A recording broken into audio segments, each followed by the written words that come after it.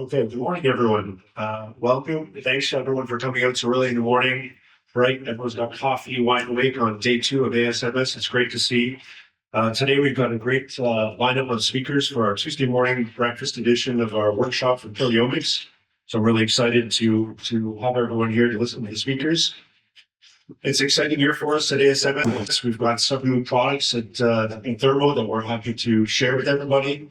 In the Orbitrap Astral instrument family, we've got the Orbitrap Astral, which has proven itself over the last 2 years with many publications in the field. Good, exciting data that we're here from today. And we've introduced a new instrument in that family platform, the Orbitrap Astral Zoom mass spectrometer, that is offering faster, more sensitive scan speeds, some new methods to have more flexible application efforts and modes of range, and also more dynamic range. So it's really exciting to see how that's going to fare in the field for a wide range of applications. And as well, in the innovation and evolution of the Orbitrap Explorers 480 series, we've got the Orbitrap Xcedium Pro mass spectrometer. And so for that one, we are taking the established workhorse performance of the 480, and we're adding some new features to that, including higher molecular weighting for larger protein and intact and top-down proteomics, some enhanced dynamic range, hybrid DIA, and more exciting ETD fragmentation options. So the speakers today, we've got Ben Garcia talking to us about PTM characterization, looking at histone PTMs.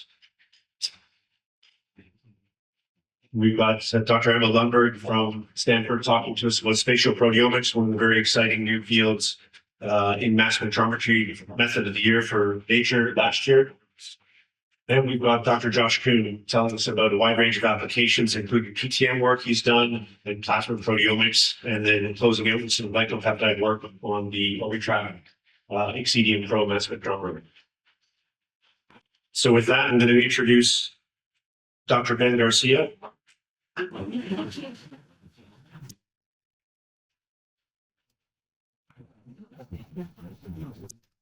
Ben is the Raymond Woodcoff Distinguished Professor and Head of the Department of Biochemistry and Molecular Biophysics at Washington University School of Medicine. He's going to be presenting to us the characterization of the Orbitrap Xcedium Pro mass spectrometer for histone PTM analysis. Dr. Garcia received his PhD in chemistry at the University of Virginia under Professor Donald Hunt, followed by postdoctoral fellowship at the University of Illinois under Professor Neil Kellner. From there, Ben was an assistant professor in the molecular biology department of Princeton University, professor at the University of Pennsylvania Perelman School of Medicine, and currently at the Washington University School of Medicine in St. Louis as professor and head of the Department of Biochemistry and Molecular Physics. And with that, I turn it over to Dr. Garcia. Thanks. Thanks, Brett, for that introduction and the invite to be here. Thanks especially for scheduling me on an earlier day this week, because I don't think I'd be up later this week if you guys scheduled me later.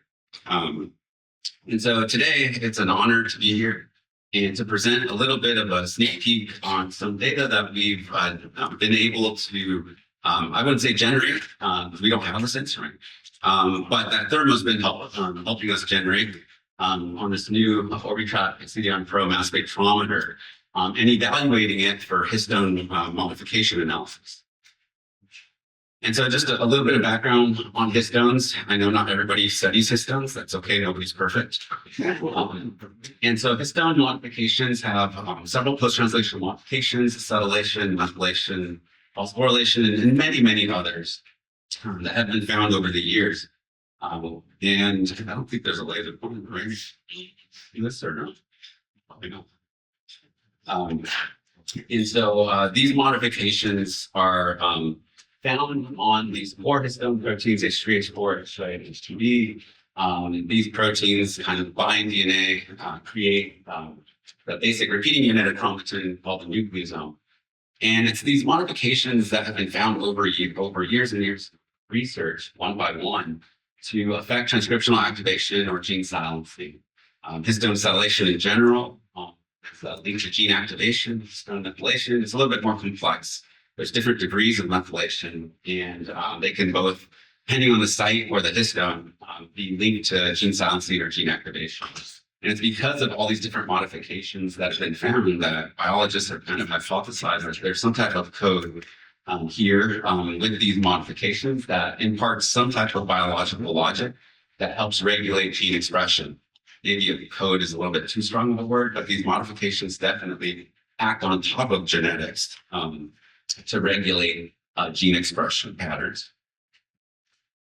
And over the years, with the explosion of genomics data, there's been a lot of interest in understanding these histone modifications because a lot of mutations have been discovered to several proteins that modify histones or interact with histones, or even the histones themselves. So there's a lot of interest by many companies to develop the next generation epigenetic oncology inhibitors. Some of them have been making their way through clinical trials and FDA approvals for years now, and there's a lot of interest in understanding how epigenetic modifications affect these types of transcriptional programs, especially in human disease. But I always tell people that you're working in a good field when it makes it into blockbuster movies. And so here's a film still of one of the Spider-Man movies from a long time ago. And so you'll see science all over the board, equations and other schematics. But if you look really closely down here, you see something that looks familiar. I'll blow it up for you. It's a nucleosome with histone H3K27 and on it. And so have to include the most important science. Knew they had to include epigenetic weapons. And so in this last, it's been a frenzy of several weeks of working with Thermo, we've been able to evaluate this new instrument that's on for essentially three aspects of histone modification biology that we're really excited about. One, we usually, and we've established over the years, many ways to quantify various different histone modification patterns over time.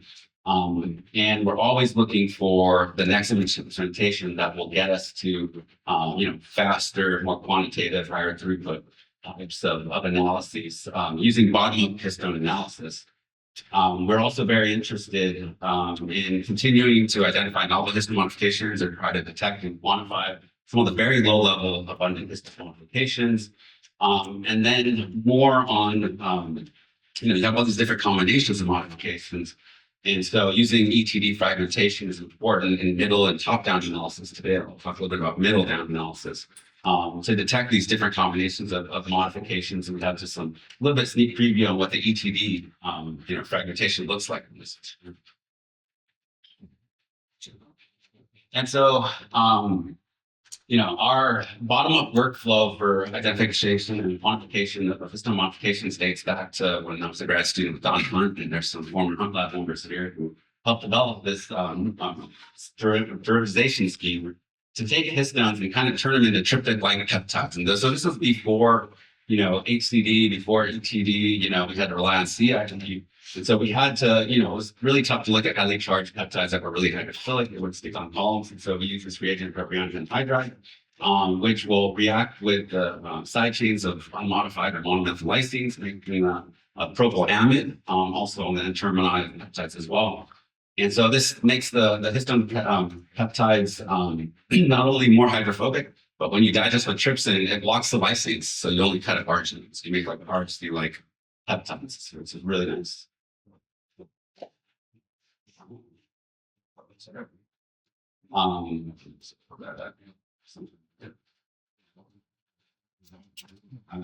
Well, when you end up digesting, you cut up the arginines, and basically you can kind of make very predictable peptides. These peptides are still highly modified, though, even though they're short. They have a lot of different modifications that could be present, and the different combinations. It's usually one or two sites when you're looking at small peptides, so this is not the complexity that you'll see at middle down data, but it's still complex enough.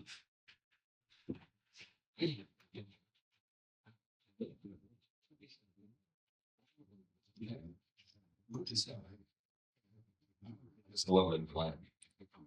And so first I want to highlight two people. One who I didn't put their name for, but Rick Searfoss, who's right there. And so if you have any hard questions, he's right there. And also Thermo, Nicholas Bartel, who helped us analyze these samples. but just taking kind of normal histone proteins extracted from fuel cells, 293 cells, going through the proteomylation, trypsin digest, sample cleanup, and then doing LCMS bottom up. We are going to do DIA, we'll talk about it a little bit, and then analyzing the data with some internal, with an internal program that created epi profile and also checking with styling.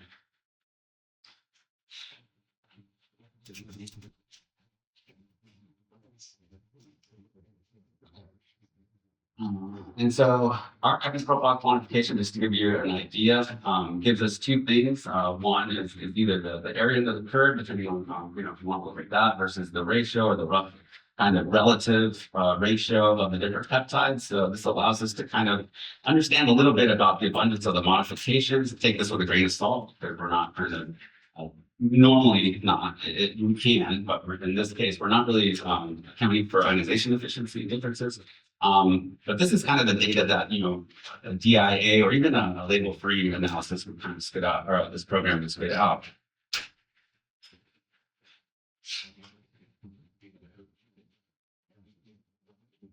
And so really quickly, it's pretty amazing that, we just gave thermo samples, didn't really tell them a whole lot. They, ran a few different experiments for us as best they could, no optimization, and the data right out of the bat is pretty amazing, very comparable to what we've seen before.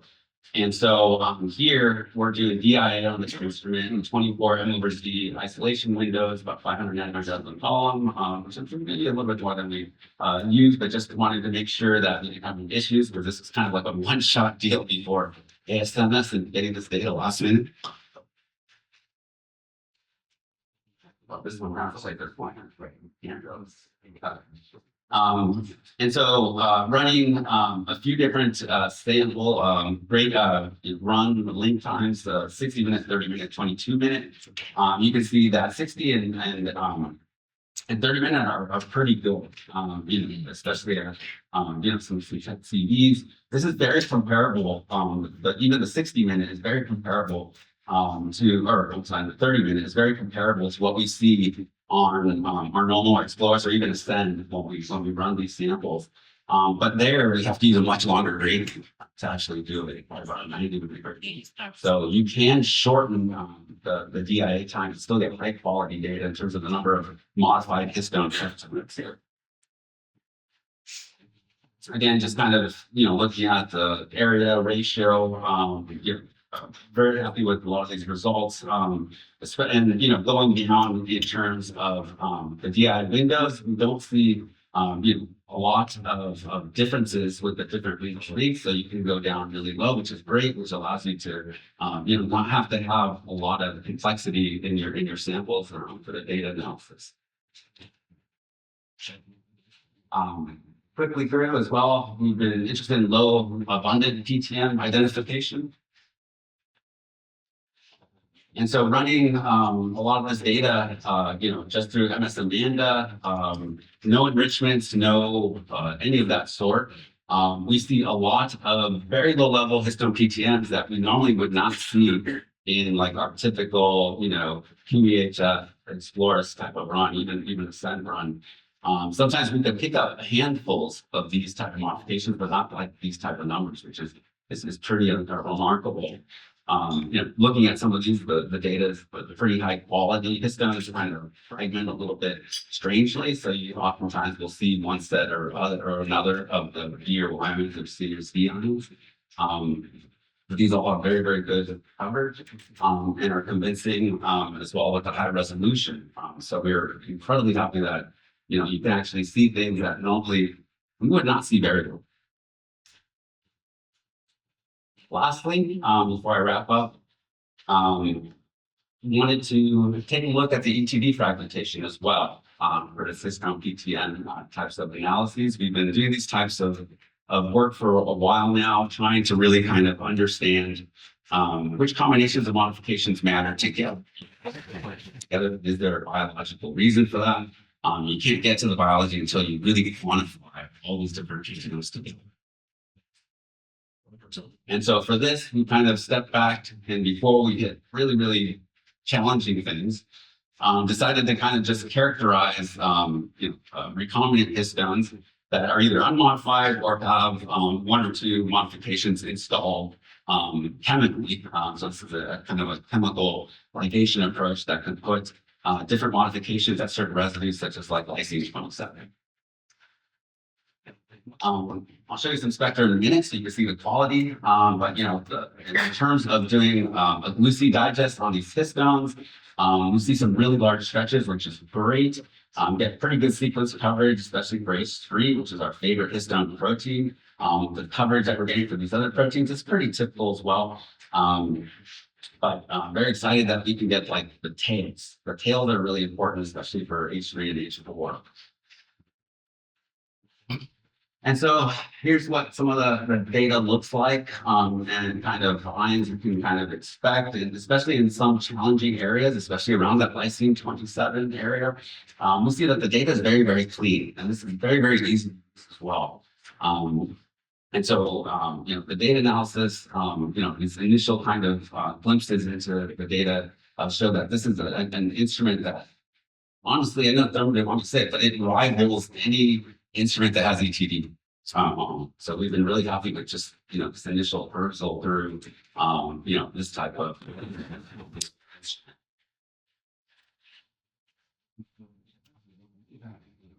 So I might have skipped the slide, but I'm just going to keep going. So make sure you get close.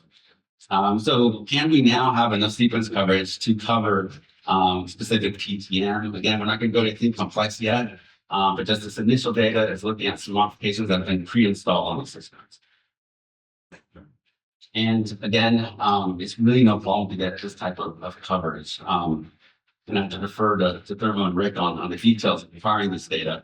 It's not hard at all. With the high resolution and the amount of sequence coverage that we're seeing with C and Z ions, we get great coverage across these middle down peptides.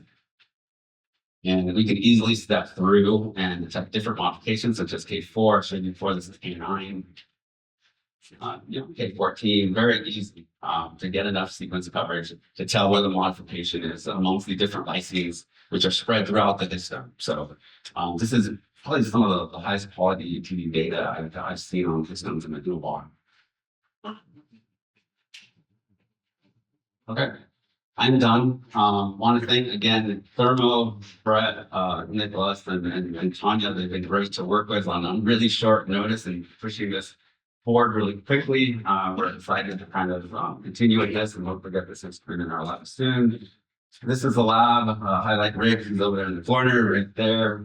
He's really been the one that, has been working hard with Thermo to get the samples ready and doing some of our data analysis, and essentially took this slide deck together for me as well. So definitely want to give him a lot of credit, and funding sources from different places. So thank you. It was a great talk. I'm going to save all the questions till the end for all speakers, just to make sure we get through this on time. But fantastic talk, Ben. Thank you. And now I have the pleasure to introduce Dr. Alan Lundberg. Dr. Lundberg is an associate professor of bioengineering and pathology at Stanford University. She's going to talk to us today about multiplex deep visual proteomics.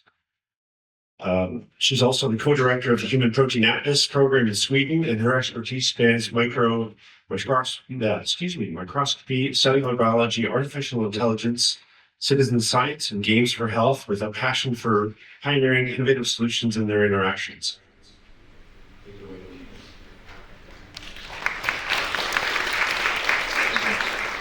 Thank you, everyone, for being here. We're in the big market and I'll fall off stage here, but hopefully I don't.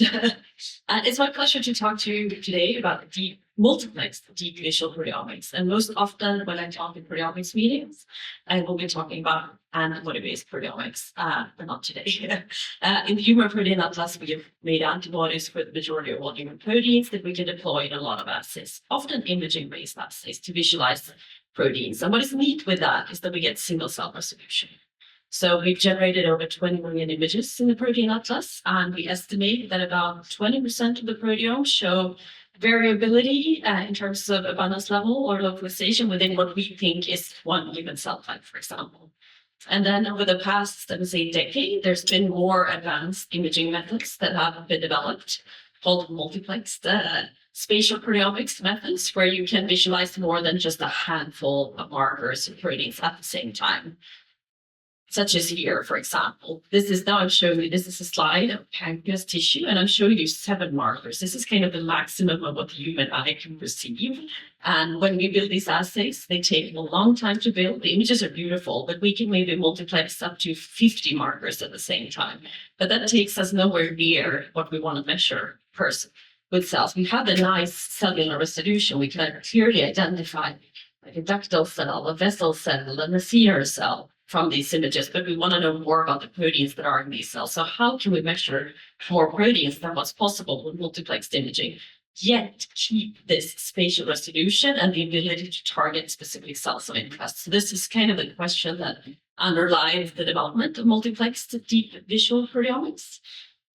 And I'm sure many here have seen this paper from Matthias Mann's group called Deep Visual Proteomics Defines Single Cell Identity and Heterogeneity a couple of years back. So we were collaborators in this work too. And here, Matthias's group demonstrated that you can do immunostaining of tissues, isolate regions of interest or cells of interest, and then shoot them into the mass spec and get deep proteomic measurements. So you can say that multiplex deep visual proteomics is a follow-up on this work. And I also want to start out by acknowledging the people that really did this work, because it's a massive amount of work. And it's a paper now with 3 first co-authors. It's Maria, who's in the back over there, and Nikolai from my lab at Stanford, and then it's Marvin from Matthias's lab. Mine also here, I'm not sure. Oh yeah, he's over there. So you can direct all questions to the 2 of them later. Yes, so this is an overview of the deep visual proteomics workflow. It's a beast, so to say. We're basically stringing many different instruments together. So at the top left, we start by building an antibody-based panel, and I'll get into this so that we can visualize all the cell types and states that we're interested in situ. And then we do highly multiplexed imaging, and we do this on, you have to do this on a membrane slide because we want to do laser microdissection in neuron. And then we analyze these images, segment single cells, identify which cells we're interested in, and then we move this slide to the laser microdissection instrument. So first imaging instrument, laser microdissection instrument, and we want to transfer the contours, isolate only the cells we're interested in, and then we take those samples to the mass spectrometer, the EvoSep and the Orbitrap Astral in this case. And in the end, we can do data analysis. So it's a pretty complex workflow that involves many instruments, but I'll take you through it. And it might seem kind of simple and end-to-end, but it's taken us many years of optimization. So first of all, we have to optimize the multiplexed imaging to work and give us high contrast images on membrane slides. So we chose to use a different membrane than Matthias did in the original publication, for example. And then we, of course, need to work with an AI-based aspect here, cell segmentation, clustering of cells, identification of cell types and everything. Because if we want to be able to accurately isolate single cells, we need the segmentation to be very precise. And here I want to point out that it is a lot more difficult to, if you want to cut out cells that are in a mixed cell population where cell A and cell B are close to each other, you have to have very high precision in that cutting. Whereas if you're cutting single cells, let's say from a liver or something where you more have a spatial gradient, it might not matter so much if your cutting is a bit off. But here we really wanted to think about mixed tissues. And in the end, we also optimized a little bit how we can transfer these contours and get high precision also when we're cutting on the laser microdissection instrument. So we introduced the metachromatic dye and then also optimized, of course, the mass spec readout in the end, because we want all of this to not degrade any proteins or reduce the protein content that we can capture, because it's quite a complicated workflow. So to start out from the beginning, we decided to address a very challenging tissue in this project. So we wanted to understand human pancreatic tissue islet cells, where we have alpha cells, beta cells, delta cells, etc. The pancreatic tissue is pretty hard to study with conventional single cell technologies like sequencing because of the high enzymatic content in pancreas. So most single cell data sets from pancreas are not that great. So we thought maybe we can generate a better data set with mass spectrometry instead. So we decided to address this question of, do polyhormonal cell states exist in a normal healthy pancreas? And this has been debated in the field So we first of all developed this antibody-based panel that recognizes the key cell types in human pancreas. So alpha cells, beta cells, delta cells. We have markers for maybe you can read fibroblasts, acinar cells, immune cells, mesenchymal cells, endothelial cells, all of it. And then we DNA barcoded these antibodies and checked and optimized them again. And basically optimized the protocol until we could get a high contrast staining on these membrane slides. And then we ran this highly multiplexed imaging protocol on the membrane slide where we bind all the antibodies to the sample. And they have these DNA barcodes that are unique. And then we add fluorophores, hybridization probes with fluorophores that visualize 3 antibodies at a time. So first we visualize 3 antibodies because that's non-overlapping spectra. Remove them, visualize another 3 antibodies. So it's a cyclic protocol that will keep on cycling until we visualize all the markers that we want to visualize. So this is one of the steps where we were worried that we would lose proteome content. And this is what the results look like, for example, on the membrane slide. To the right here, you can see a section, 8 micrometer thick section of human pancreas. And you can see the islets in yellow here, and then the acinar cells surrounding it, basically. And again, the more high resolution image of the different markers that we used.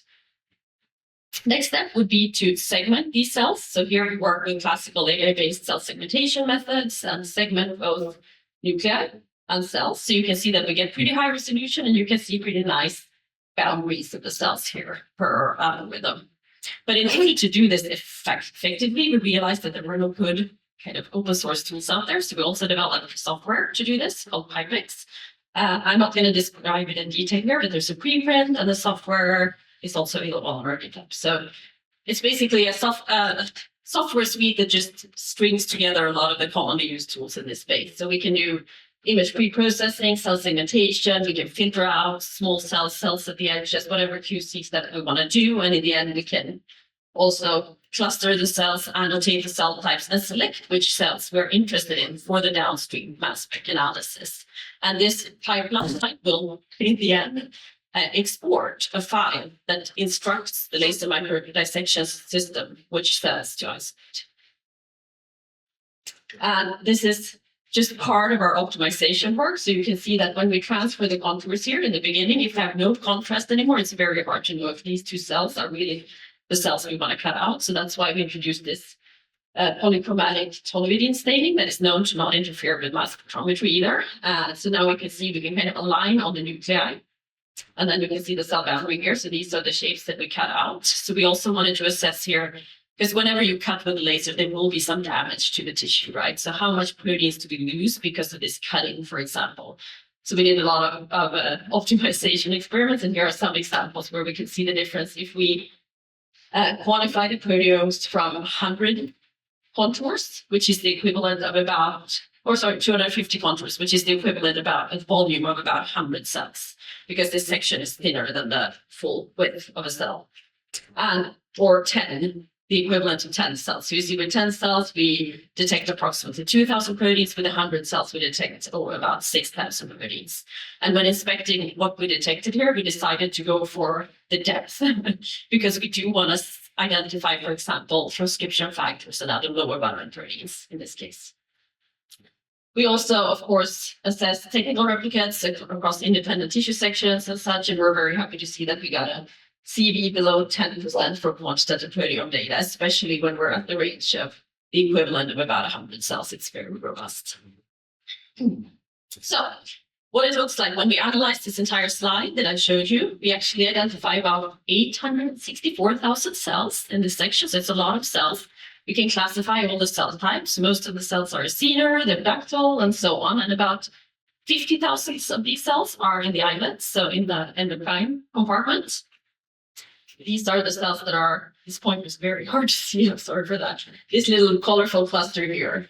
And of course, here among these cells, we have different types of cells, the alpha cells, the beta cells, delta cells, but also 5 hormonal cell states based on the antibody markers and polyhormonal cell states based on the antibody markers. And in most studies so far, people would just disregard from those and think that they're unspecific due to antibody staining or something. But here we group them according to pure alpha, beta, delta cells, bihormonal, polyhormonal cell states, and cut out the equivalent of 100 cells per cell type, and then pooled it and analyzed it on the mass spectrometer. So again, this is where we used the EvoSep, which was really good because it prevents the membrane from clogging the mass spec later on as well. And then the Astron for mass spectrometry. So when we analyze these samples, these are the different, to the bottom right, you see the different samples that we analyzed. And we detected between 5,000 and 6,000 proteins per cell type or cell state, if you will. And if we just analyze all the proteins that we detected in a PCA plot here, you can see that we get all the typical alpha cell markers, beta cell markers, and everything that we're expecting, of course. But then the question remains, did we actually isolate the cell types, or were cuttings off and it's just all a mix of different pancreatic cells? So far, so good. So what we first did, sanity checks, was to look at, for example, alpha cells versus beta cells. Can we recapitulate the known biology? The top plot here shows the proteins that are arranged in alpha cells versus all other cells. The bottom plot shows proteins that are arranged in beta cells versus all other cells. And yes, we recapitulate everything that is known about alpha and beta cells in kind of pancreatic biology. So that at least, that's reassuring, because these cells are closely packed together. So it means that we were able to isolate the beta cells versus the alpha cells. But then we looked at these super exciting bihormonal, polyhormonal cell states. And this is a plot that might be very hard to read, but what you can see here is that we have to your right, alpha cells, and then beta cells. Then we have what we call the bihormonal cells, which is basically beta cells that express somatostatin, is a delta cell marker. And then we have the polyhormonal cells. So that are cells that in the antibody staining express markers for both alpha, beta, and delta cell states. And what we can see here, first of all, is that the beta and alpha cells are very different in their expression profiles that express the expected markers. For example, if we look at the beta cells with somatostatin, we can see that they are similar to the other beta cells, but not identical. And what is important here is that they also express markers that were not detected at all in the beta cells. Some of which were actually, I don't know if I can point it. You're not seeing the pointer anyway, but some of which are transcription factors that have been known to be involved in transdifferentiation in vitro of pancreatic cells. So we do believe that this might represent a cell state of cells that are differentiating maybe from beta cells to delta cells, or the other way around, we don't know, or to something else. And then if we look at the polyhormonal cells, it becomes even more interesting, because then we start to see expression of completely different proteins. Again, transcription factors that are now involved in controlling cell fate and things like that. And again, we were very happy to see that the polyhormonal cells are not just a mixture of the other ones, but they actually express markers that we don't see in any of the pure cell types. So, and also we do enrichment analysis. When we look at the totality of the proteome, what processes are these cells performing? So we can see that the beta cells are very focused on secretion, as they should, whereas these more polyhormonal cell states are more immature and not as focused on these very well-defined cellular processes. And I also want to say that, of course, we're a bit worried about the sample number here, and maybe it's not reproducible. And so we wanted to check that we got very similar results from 2 sections from the same donor. So this is just replicate experiments, but we've done everything: the antibody staining, the cutting, the mass spectrometry from 2 different sections from a pancreatic tissue from the same donor. And you can see that it's highly reproducible, and we see the same upregulation of these, for example, transcription factors in the polyhormonal cell states. So with that, I guess I'm ready to summarize here. The identification of these rare polyhormonal cells in normal pancreatic tissue really underscores the functional plasticity of endocrine cells and challenges the traditional views of islet composition, and also is quite interesting if you want to think about if you can stimulate the islets, for example, to generate more of a specific cell type. And what I didn't get into here is that we still have the spatial information. So we can go back and link the proteomic measurements to the spatial location of these cells in the original tissue contents. So for example, almost all of the polyhormonal cells were detected in very small islets. And we also saw a difference in the relationship to vascularization in the large and small islets, and also to the polyhormonal cell state. So there's just, this type of data is so incredibly rich, and we can analyze it forever and ever. But I'm not going to bore you with all of that. So in summary, multiplex deep visual proteomics allows deep proteomic characterization of cells of interest and unlocks opportunities for spatial understanding of selected or rare cell states in archival FFPE tissue material. And this work is available as a preprint, and it might sound super complicated, and to some extent it is, but I would say it's worth the effort to get this incredibly rich data. And with that, I'd like to thank the group and Thermo for the fantastic collaboration, and also thank Maria Marvin that are here in the room. Thank you. Thank you, That was a great talk. Really fascinating work looking at the pathology of cells using mass spectrometry and the insight that we can get from looking at that. Now I'd like to welcome Dr. Josh Kuhn. Josh is a principal investigator and professor in chemistry and biomolecular chemistry in the University of Wisconsin-Madison. He's director of the NIGMS National Center for Quantitative Biology and Complex Systems, Thomas and Margaret Pyle Chair at the Orbridge Institute for Research. And Josh is going to share with us some plasma proteomics, PTMs, and ETD. Dr. Kuhn received his PhD from University of Florida. He then served as a postdoctoral fellow, also at the University of Virginia in the lab of Professor Don Hunt, where he co-developed the original implementation of electron transfer dissociation as a fragmentation mechanism for mass spec. Josh is going to share with us some of the most recent developments in instrumentation and applications from his lab and his continued partnership with us at Thermo.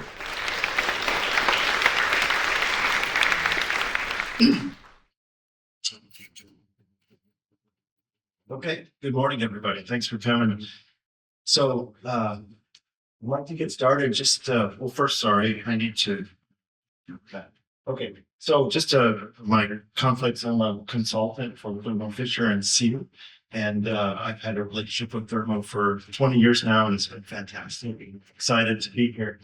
I just wanted to start to give a little brief summary of sort of the last 10 years and how much evolution we've seen, particularly in proteomics. And this tribrid system came out about a decade ago, and it's been transformative. And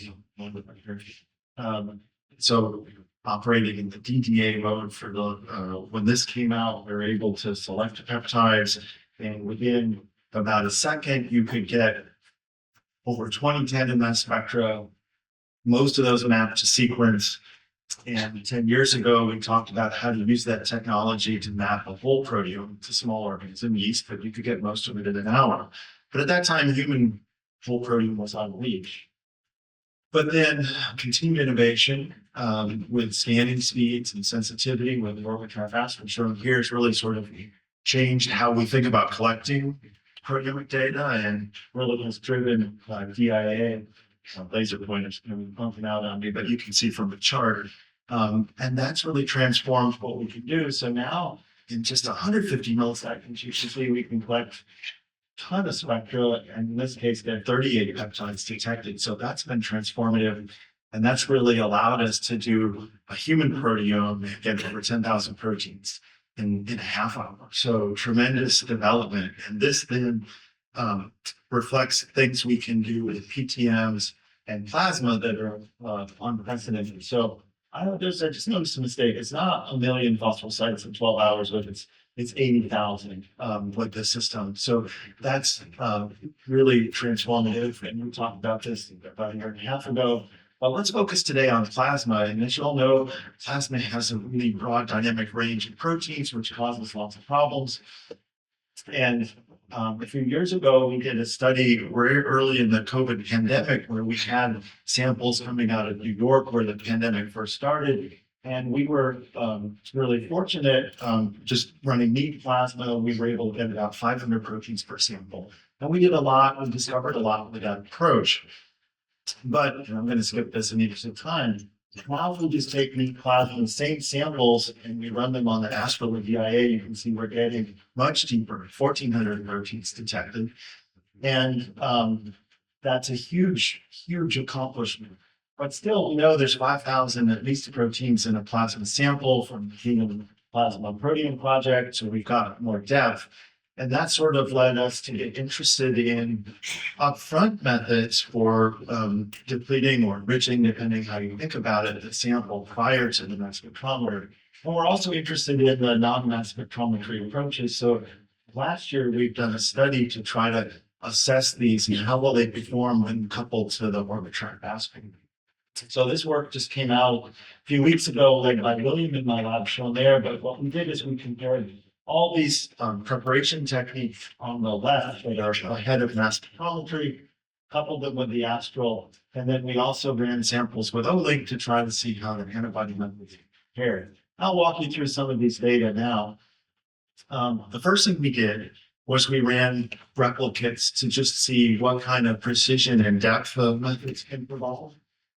And this summary shows those results. And you can see the nanoparticle approach from Sear as an upfront to the astral allowed the greatest depth, and that was followed by Olink and then Proteomics in terms of overall depth.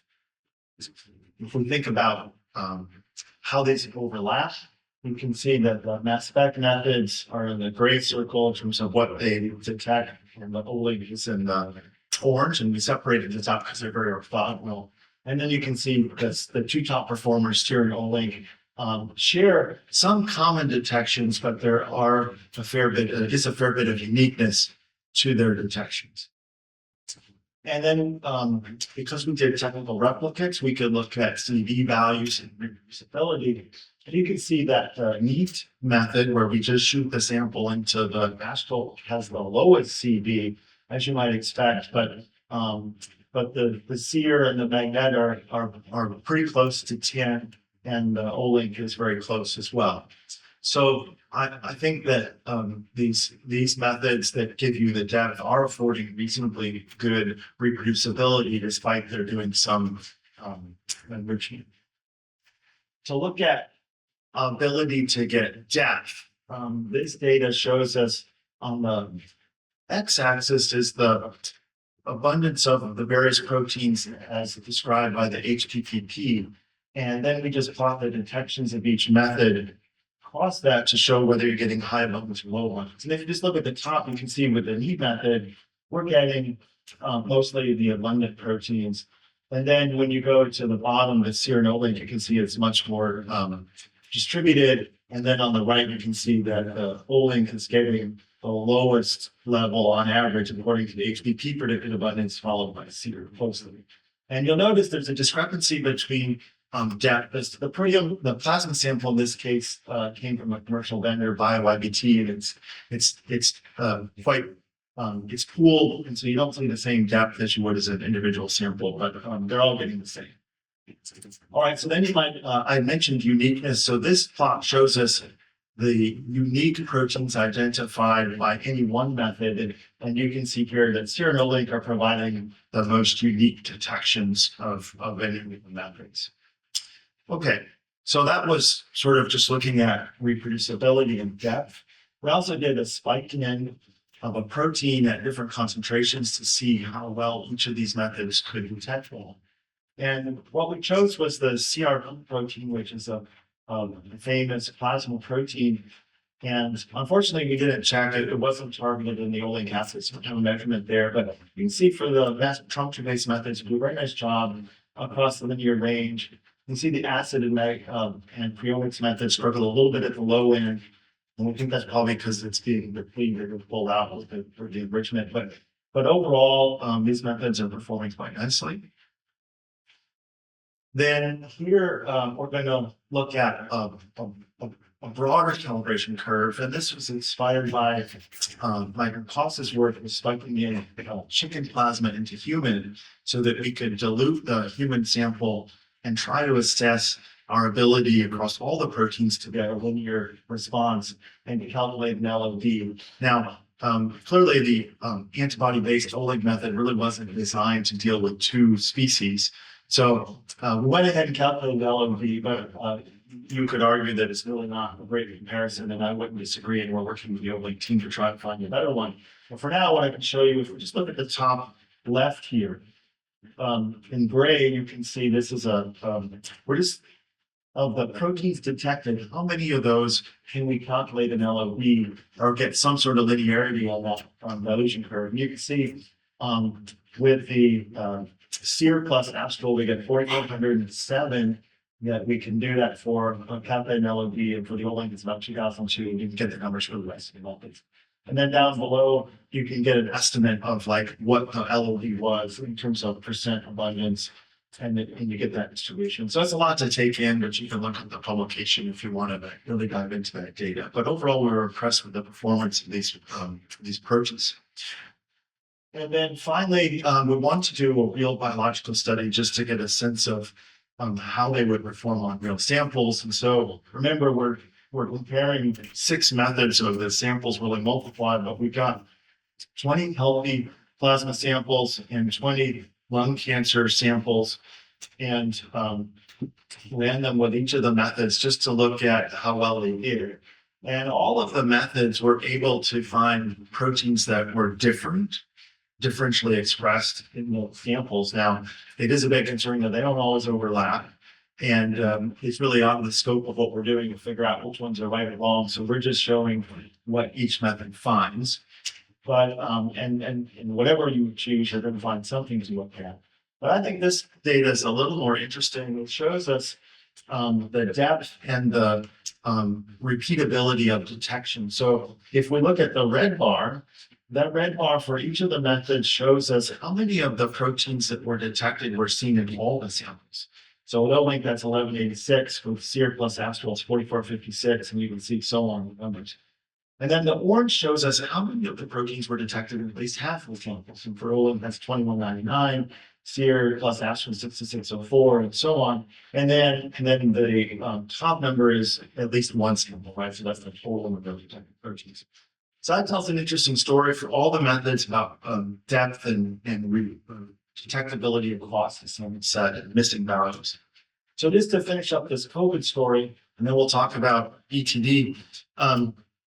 We then have continued this collaboration with our friend in upstate New York, and he's opened a long COVID clinic. And now we have about 400 samples from a long COVID study. And we want to go back and revisit and look at plasma markers. And this was done by William, Selma, and Katie here. But now we're going to apply the Seer plus Orbitrap Astral approach to do plasma proteomics, as I was explaining, but on this bigger cohort. And what I'm really excited to show you, this is just a breakdown of the patients. And I'm sorry, FU means follow up. Don't be offended. But basically, this is the data that I'm really excited to show you. So in 2020, neat plasma, we're getting 500 proteins per sample. Now, with the methods and the technologies we showed you, we're getting about 7,000 proteins per sample. That's a 13.5 times boost in depth. And it's so exciting that we're able to do that. It's in the same amount of time. And we're doing really well, and we're getting double the number of lipids, and we do RNA-seq, and we're getting more, but it's not, then it's transformative difference.